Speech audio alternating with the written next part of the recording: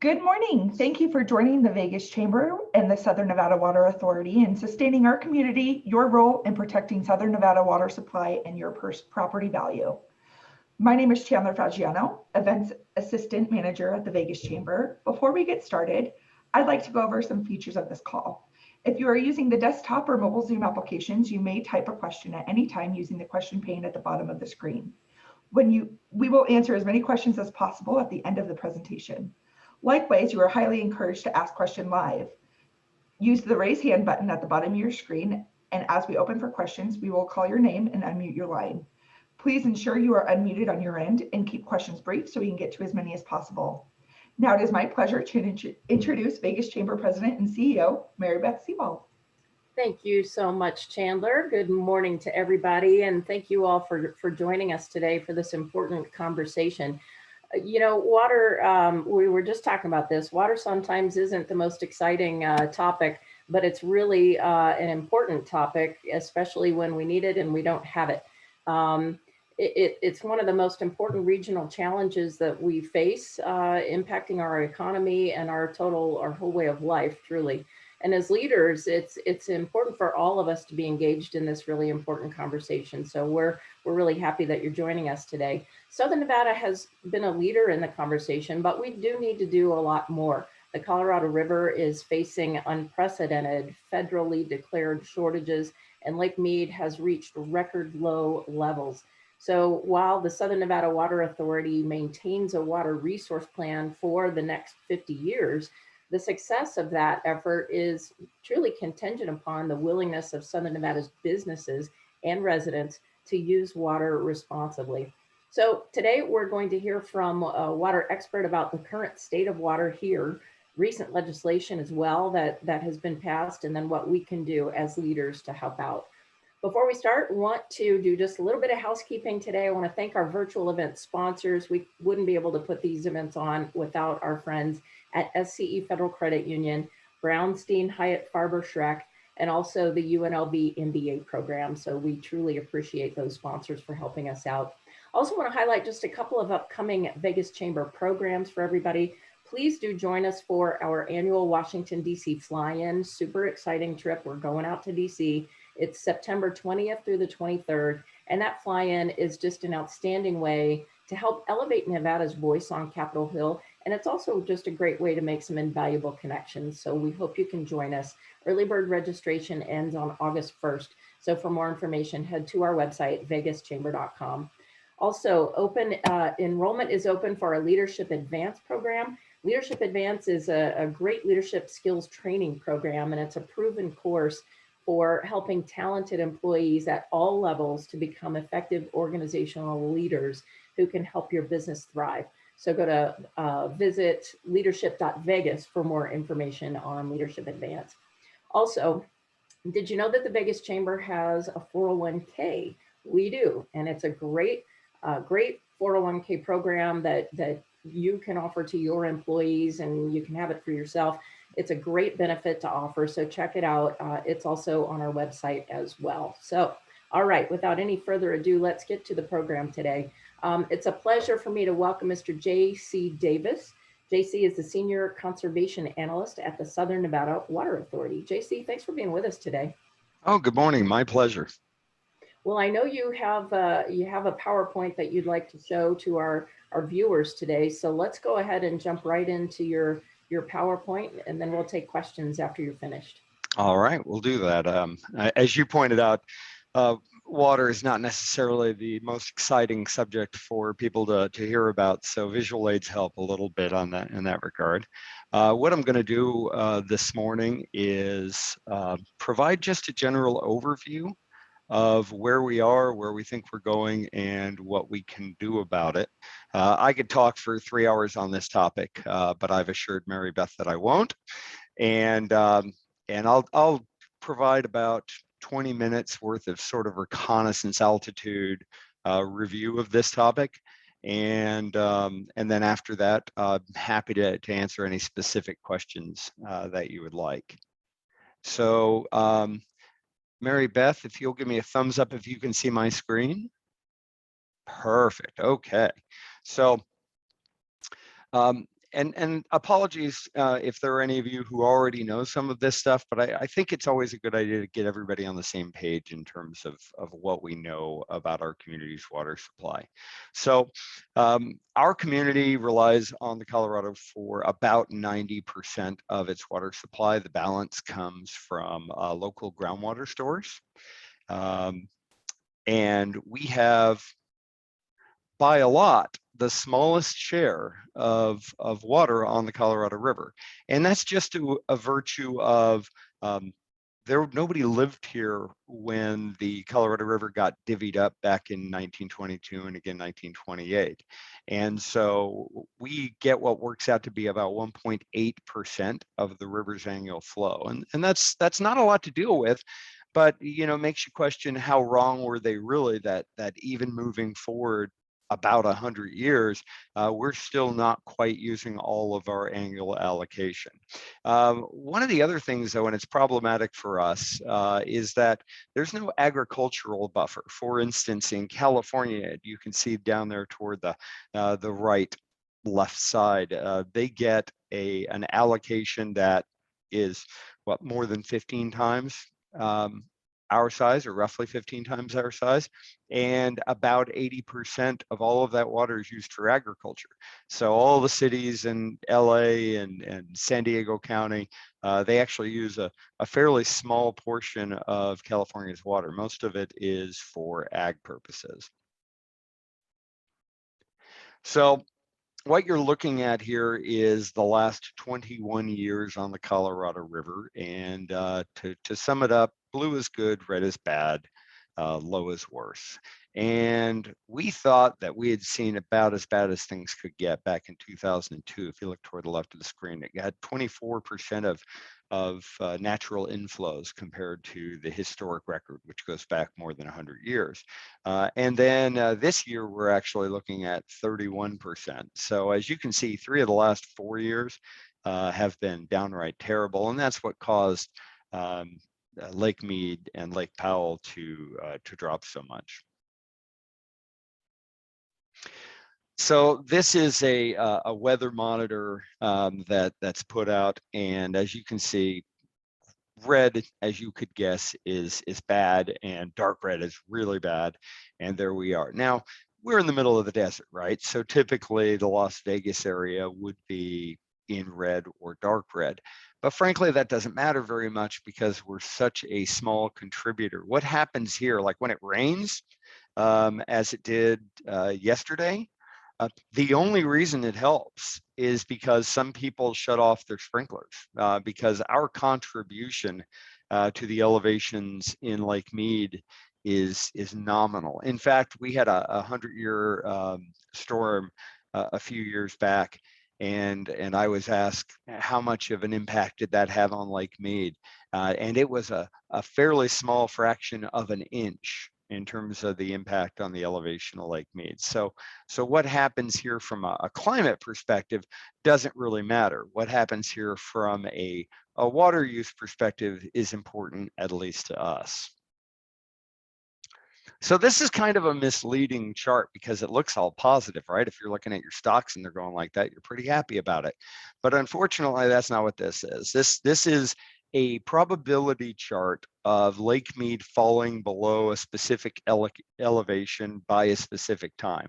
So if you looked out, say at 2030, there's about a 90% chance that Lake Mead will be below elevation 1075, and they measure that relative to sea level. By the way, right now it's already below 1075, which is why it's a mere formality that the Bureau of Reclamation will declare the shortage this fall, and that's never happened in the history of the river. And as you can see, the elevation 1050 feet, if you look out to 2030, there's about a 75% chance that we're going to be below that elevation. And then frighteningly, the elevation, and it doesn't show up on the legend, but 1025, it's a coin flip. There is a 50-50 chance that by 2030, we will be below elevation 1025. And the reason those elevations matter is they're trigger levels for shortages and reductions in use among Colorado River users. So the good news, if you want to call anything associated with Colorado River good news, is that we saw this coming. We actually, when the first, if you look back a couple of slides ago, and you saw the chart with the red line, the red lines and the blue lines, back in 2000, Lake Mead was full, and we were all fat, dumb, and happy, and thought, "Oh, this will be fine."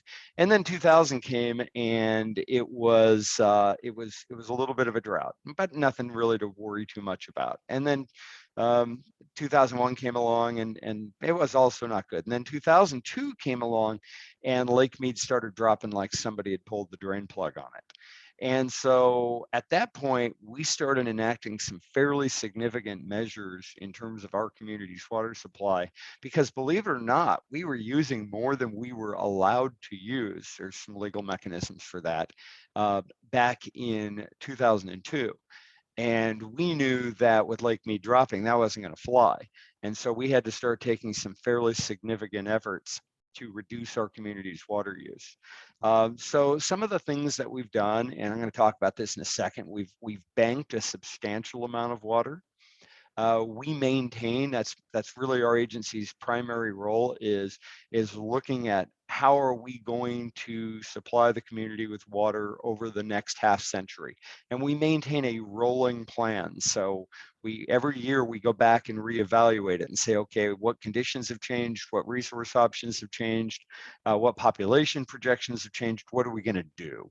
And so we always are looking at least a half a century into the future to ensure the reliability of the water supply. Conservation, obviously, that's a really big deal. It's a big part of my job. And if you think about how do you get people to conserve, you pay them to conserve, such as through the Water Smart Landscapes program and the Water Efficient Technologies program. You have rules in place, such as mandatory watering restrictions and water waste rules and that kind of stuff. And then we have a tiered pricing structure so that the more you use, the more you pay per gallon. And then the last thing, and I'll talk about this in just a second, is infrastructure. Our agency is responsible for getting water out of Lake Mead, treating it up to drinking water standards, and then delivering it to the doorstep of local communities. All right, so let's talk for a second about water banking, because it's a good news, bad news situation. The good news is that we have a substantial amount of water, close to 700 billion gallons in reserve. So if you're looking at the chart, the block on the left is what we actually used last year. The block on the right are our reserves. So you'd think, well, who cares if Lake Mead's going down, it's all good. But there are two things. One, the amount of water we can take out of those banks in any given year is limited. And two, if you just took a pay cut, you wouldn't hopefully go out and buy a big screen TV. So we have to be mindful about how we're using our water supply, even though we have substantial banks. The second thing we did is that we realized originally there was a intake 1, which you can see up there. Intake 1 would be pretty close to sucking air at this point. We'd be within what, 13, 14 feet of the surface. Intake 2, we built as a capacity issue, we built it down to 1,000 feet. And even that's kind of in peril. And so we realized as a fail-safe, because you can't build these things at the last minute, they take a long time to construct, we built an intake in the original Colorado River channel, meaning that even if Lake Mead hits what's called Deadpool, which is more than just a movie, it's the elevation at which you can't get any water downstream to California, Arizona, and Mexico. Even if we hit Deadpool, we've got 20 feet vertically of water on top of us. And there's still a few trillion gallons in the lake at that point. So the good news is that, you know, the part where you turn on the faucet and dust comes out, that's not really feasible. The bad news is that we know if things are getting down to 1,000 feet or lower, there are going to be some significant impacts that we don't even have quantified yet in terms of what we are going to be allowed to take out of the lake. They're not going to just say, oh, you're the only one with a straw in the lake, do as you will. That's not going to happen. All right, so this goes to the 50-year water resource plan horizon, is that in addition to updating it every year, we actually look at different scenarios and say, okay, what do things look like if it's dry? And then what do things look like if it's horrible? So that would be the climate change hydrology scenario. I'm not into the political arguments about climate change, but the reality is that as a team of scientists, we kind of have to study these things and prepare for that eventuality. And as you can see, it represents a significant reduction in the dry hydrology scenario. It goes from 14.1 million acre feet, which is a nerdy water term. Basically, there's about 3 acre feet in 1 million gallons. It gives you a sense. And all the way down to 12.9, which as a percentage change is pretty noteworthy. So we have one advantage as a community that nobody else on the Colorado River has, and that is we capture and recover our indoor water. In fact, we are effectively a perpetual motion machine in terms of water use if the water use is inside. So whether it is in your house, whether it is in your office, whether it is inside a hotel room at a strip resort, if that water goes down a drain, we capture and recover it at 99% efficiency. And so what happens inside has very little impact on our community's water supply. What happens outside, whether that's through landscape irrigation or through cooling, particularly evaporative cooling in the commercial sector and water cooling towers, has a significant impact on our community's water supply. So when we talk about new development, because people often ask the question, is Las Vegas going to run out of water? And the answer is we don't have to, because indoor water is captured and recovered. We have put significant limitations on the installation of new turf. So you can't just turf your parking lot and all those kind of things. Again, all the captured and reclaimed water makes its way back to Lake Mead. And we are actually developing right now a large water users policy to make sure that these larger customers, these high demand customers, are using water as efficiently as possible and actually provide benefits to the community that are reasonably aligned with their impact. Because to have a new customer come online that uses a tremendous amount of water but doesn't really bring anything to the table is not necessarily something we would want. So we work with the local planning entities on that. So as proof that more people doesn't necessarily mean more water, since 2002, we have added about 800,000 residents to the valley. Yet we are serving those extra residents, plus the ones that were there before, with 23% less water than we used almost 20 years ago. So anytime you can serve a lot more customers with a lot less water, that's a very, very good thing for the community. And it demonstrates that there's not a linear correlation between population and water use. However, the reason we've been able to serve so many customers with so much less water is look at where we were back in 2002. That's a per capita number. It's just a way of measuring water efficiency. And our per capita use was 211 gallons per person per day. Keep in mind that that includes more than just the residential use. That includes all the commercial properties, all the strip hotels.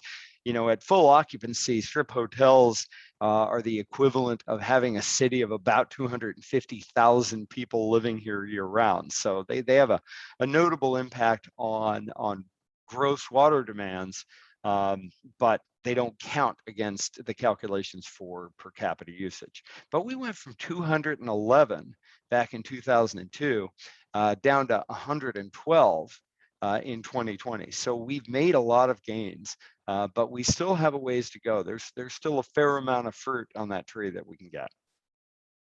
And what we've seen recently, and you have to kind of toss 2019 out a little bit. It was a weather outlier. It was, I don't know if you can remember, since it's been as hot as the surface of the sun here this summer, but 2019 was pretty wet, pretty cool.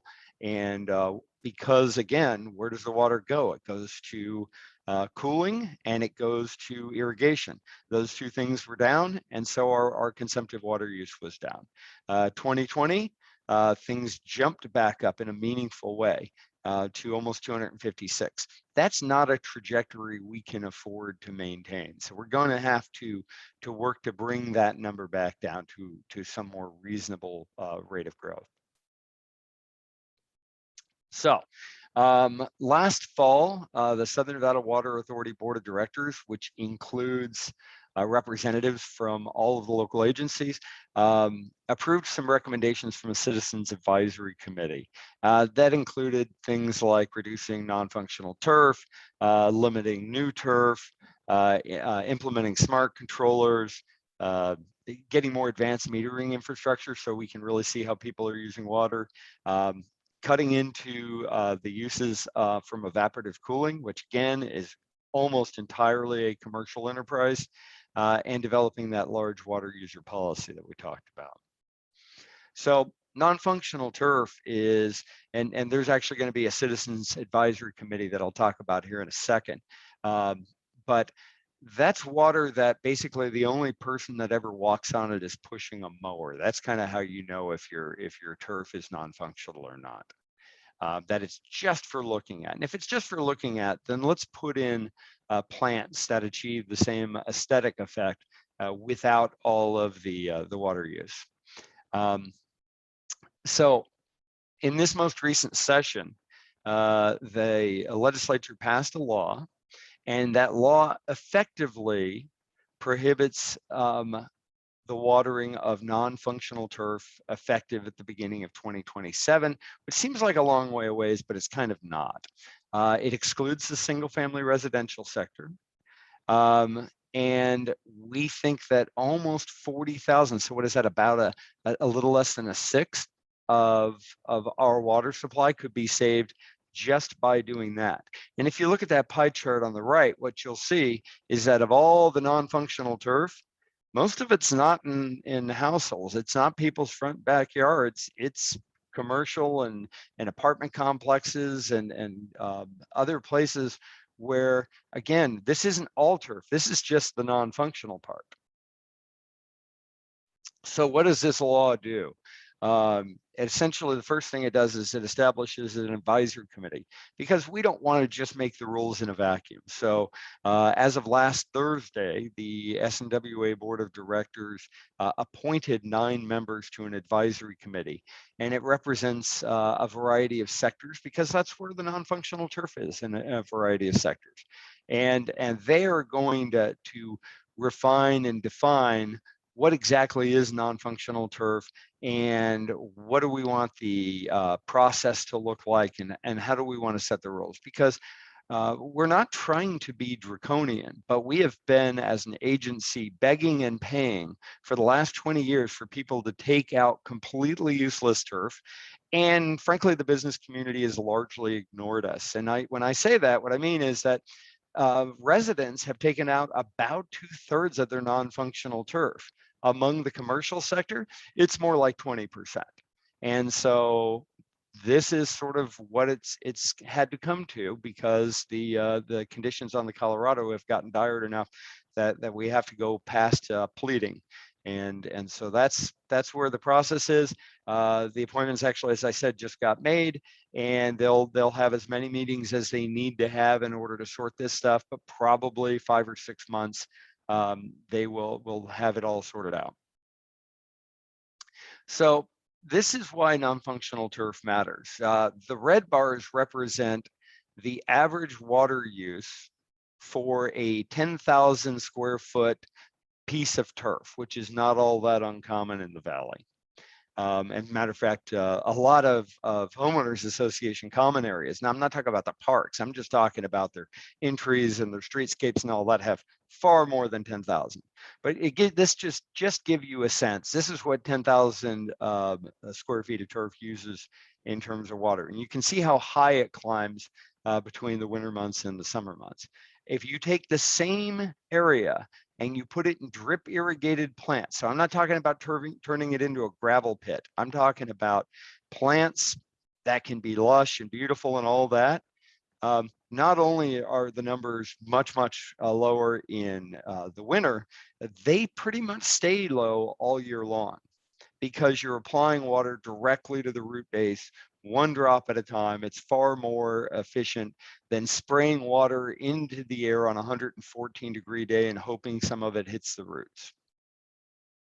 So one of the things, because I've done a lot of outreach within the business community, and frankly, they're worried about the torches and the pitchforks from their customers. But this is actually what their customers said.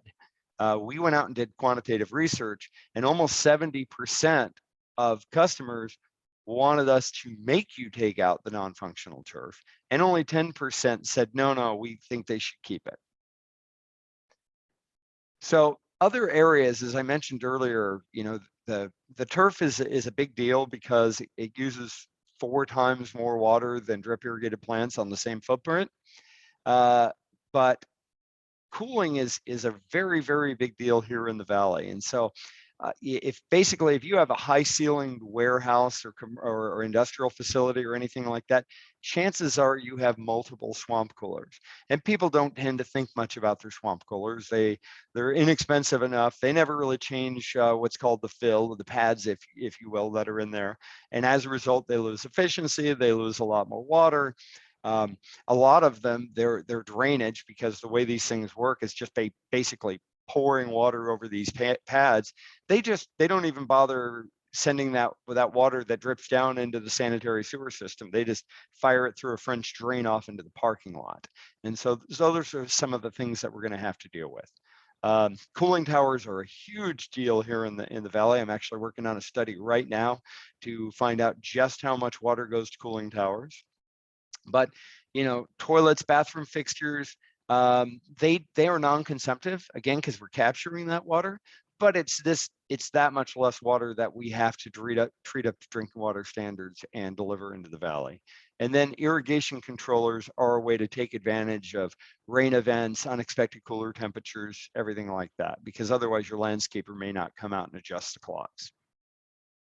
All right, and so finally, there are things that you can do. If you want to talk more about those things, email either cashincentives@snwa.com, or you can email me directly at jc.davis@snwa.com, or call us here in conservation. There's no cost to ask questions, and we'll be delighted to help you and see what we can do to help you save water. And so with that, I'm going to turn it back over, and I'm happy to take any questions you have. Well, thank you so much, JC. That was really informative. And, we've been hearing over the years about the water situation, and it can be kind of confusing. So I think you cleared up a lot of questions that maybe our viewers might have today. But we do want to take more questions from anybody who is watching today. You can feel free to type your questions in, or we can unmute you as well. So JC, one of the questions I had is about a drought declaration, and how will this drought affect the average Las Vegas resident? Well, the drought declaration is our entire river system is governed by the U.S. Bureau of Reclamation. And they set a threshold, and they said, at this point, we're going to declare an official shortage. And here we are. And so that's almost certainly going to happen in September. They usually make the determination in August based upon a 2-year projection that they do for the lake levels. That was the one where I showed the probability of Lake Mead hitting certain elevations in a certain time frame. And so what's it going to do to the average resident? At your house, you're probably not going to notice. But the one thing you might notice is that we have dramatically increased in recent years the resources that we put into water waste enforcement, because that's just not, there's no good reason for it. There's no reason to water on Sunday. Your landscape is not going to die if you don't water on Sundays. What we found is because I've tracked compliance rates throughout the year. Summer actually we're pretty good. We're pretty good about not watering on Sundays. And you notice that the deliveries are 50, 60, 70 million gallons less per day just because people turned off their sprinklers on Sunday. What we're having problems with is in the fall, when you're supposed to go down from 6 days a week to 3 days a week, it still feels hot to people and they're just flat out not doing it. And so I think this fall, people are going to see substantially more assertive water waste enforcement effort. And so we're hoping that it doesn't come to that. We don't want to fine people. We want them to do what they're supposed to do. And we've had horticulturalists who've done the math and said, how often do you need to water in the fall? And it's 3 days a week. And so if you're watering more than that, you're just wasting water. Yeah. And I know there are some businesses out there that they don't have grass, and they've done a good job of trying to conserve water. But for any of those residents or businesses who want to conserve water, is there anything they can do to help if they already don't have any grass and so forth? Yeah, so if either they've taken out their grass or they never had any in the first place, that's fantastic. They still want to make sure, because sometimes they have a little larger landscape footprint, make sure that their system is maintained and that they don't have a bunch of leaks and blown emitters and that kind of stuff shooting out into the street.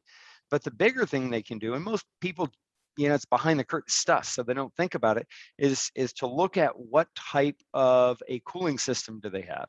If they have evaporative coolers, maintain them, or better yet, because they're pretty inexpensive, change them out for these much, much more water efficient versions. They have essentially a closed loop version of evaporative coolers now. Same impact in terms of cooling, far, far less water consumption.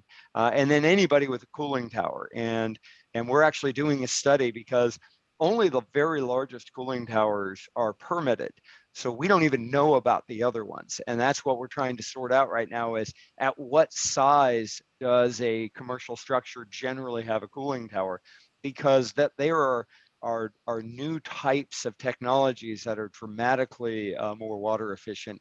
And we're hoping they're not going to buy a new one if theirs is brand new, but maybe they can install drift eliminators and other stuff to make it better. And we'll help pay for that, by the way. We pay for up to half the cost to do that stuff.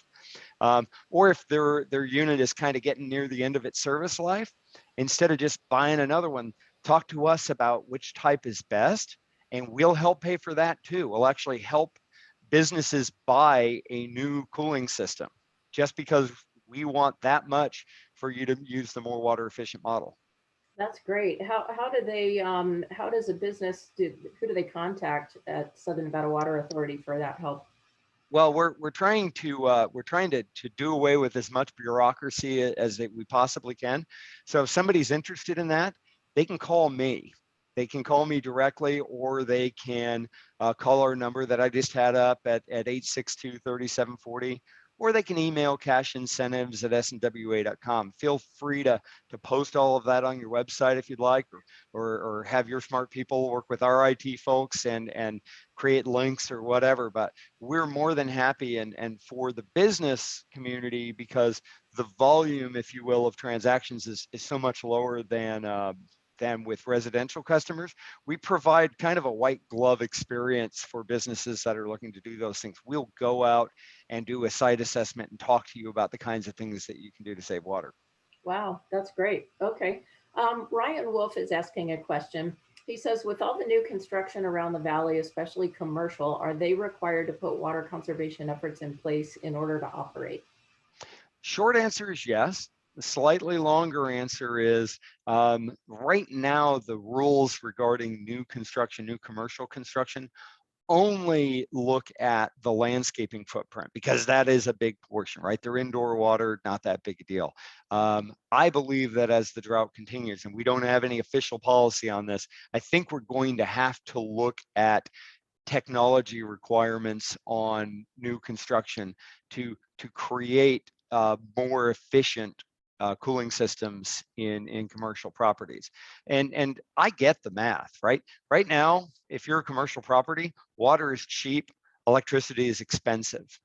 And so even if it comes at the cost of using a lot of water, they're gonna buy a system that minimizes their energy footprint, and they don't really care how much water goes through to make that happen. And I think eventually, if things get bad enough, we're gonna have to look at compelling those kinds of efficiencies in terms of cooling, but it doesn't happen yet. Yeah, okay. Do you know, is the city looking at removing the turf areas that are just aesthetic and they're in public areas? Do you know about that? Yes, so all of the municipalities, this isn't just a picking on private sector thing. Everybody has to play.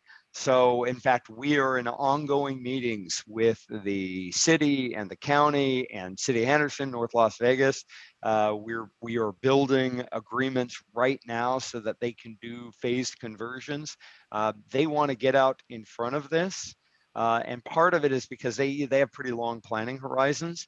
And the other part of it is they can see, and I'm sure you can see from a supply demand model, that as people are compelled to start doing landscape conversions, landscapers are going to get busier, plant materials are going to get harder to come by, and prices are going to go up. It's just economics in action.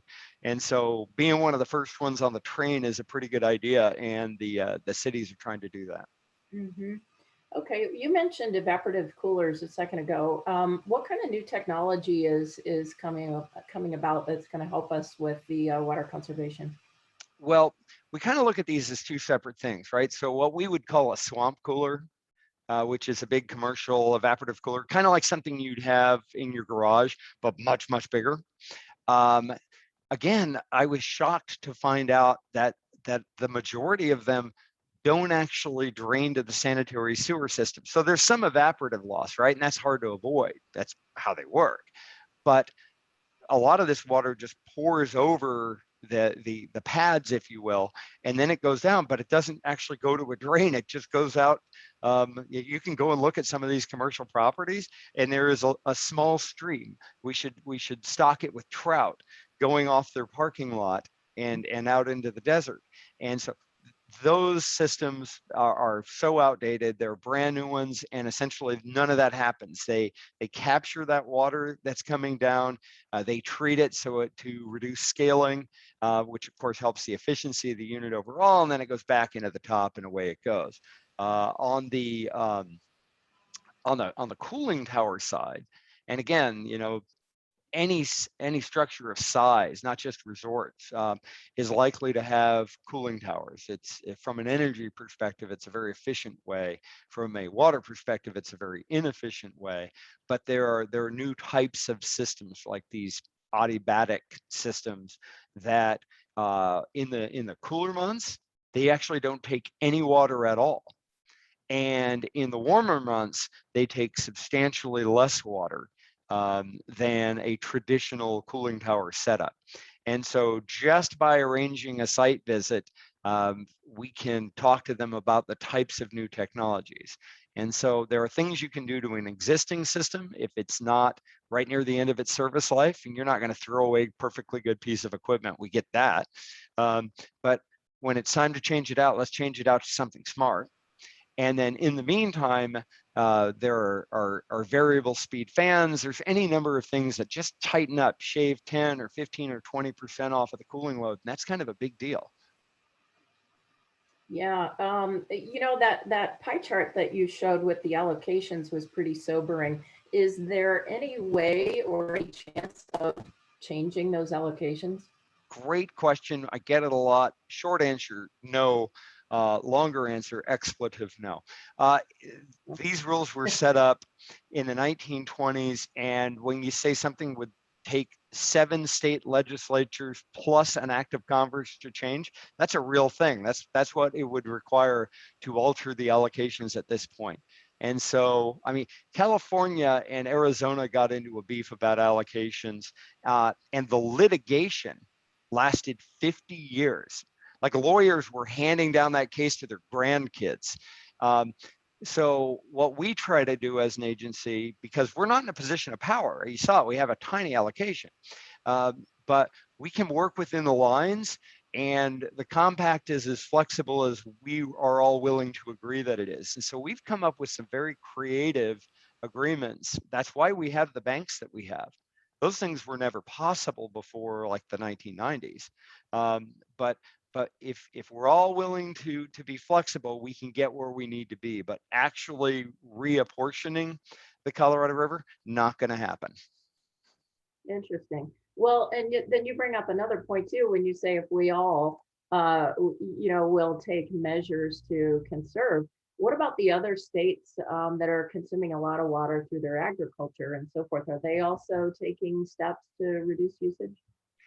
In some cases. So, the Colorado River is divided by geography into the upper basin states, and actually none of the upper basin states use their full Colorado River allocation. They're all well under their cap. And then you have the lower basin states. And so that's us, Arizona, California. In this first round of shortage, Arizona is going to take a noteworthy haircut in terms of its allocation. Most of that's going to come from the agricultural sector. We as states have actually been working with agricultural interests to do things like replace flood irrigated agricultural centers with at least sprinklers. I mean, we think of sprinklers as inefficient here. We like drip, but just getting them off of flood irrigation is a big deal and saves a lot of water. So we've been working actively with not just on a state level, but on a user level with people to try to incentivize, like our money, they save water, we get a portion of that conserved water, to try to increase the efficiency of water use in the ag industry. And then what's the status of the reservoirs that feed into Lake Mead? Well, there's really one major reservoir that feeds into Lake Mead, and it's Lake Powell. And not the upper basin users hardly take any water out of Lake Powell right now. They actually take it directly either from the Colorado or from one of the tributaries that feed into the Colorado.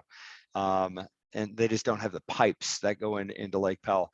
Its primary goal is, when times are good, to have a lot of extra reservoir storage. That's why Lake Mead is actually in as good a shape as it is right now, is because Powell exists. And it's also a way for the upper basin states to make sure that they can actually meet delivery requirements to the lower basin states, because there are rules that they have to send a certain amount of water down to Lake Mead each year.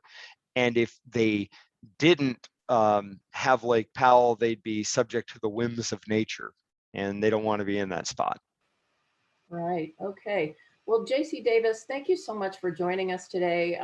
Fascinating presentation.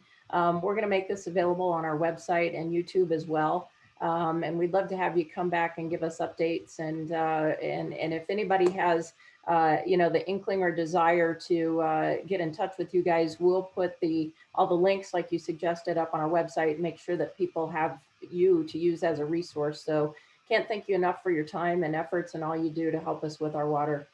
Well, it's an absolute pleasure, and I'm happy to chat about it anytime. And again, people can reach out to me directly, and I'll get them where they need to be. All right, excellent, very good. Thank you again to our generous sponsors today as well: SCE Federal Credit Union, Brownstein Hyatt Farber Schreck, and also the UNLV MBA program, Executive MBA program. So thanks again, JC. We appreciate all of our members for joining us as well. And again, if you're interested in engaging more on policy issues, please join one of our policy committees at the Vegas Chamber. We look forward to having you do that, and we look forward to seeing you at our next upcoming events. All right, thanks everybody. Have a great day. Bye, JC.